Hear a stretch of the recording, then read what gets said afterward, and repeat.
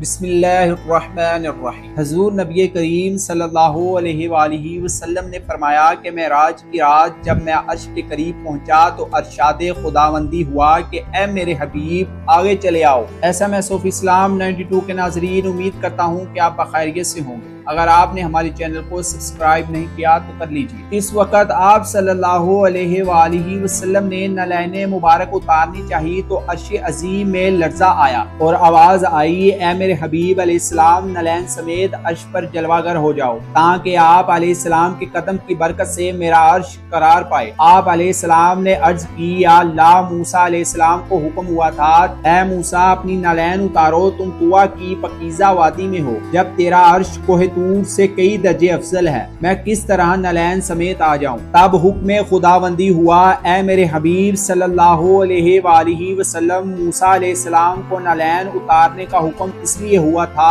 کہ طور سینا کی خاک اس کو لگ جائے اور موسیٰ علیہ السلام کی شان بلند ہو جائے، اور آپ علیہ السلام کو نلین سمیت آنے کا حکم ہے اس لیے کہ آپ علیہ السلام کے نلین کی خاک عرش کو لگ جائے تو عرش کی عظمت کو چار چاند لگ جائیں۔ ناظرین اگر آپ کو ہماری یہ ویڈیو اچھی لگی تو اس ویڈیو کو لائک کیجئے، اور اگر آپ نے ابھی تک ہمارے چینل کو سبسکرائب نہیں کیا تو کر لیجیے۔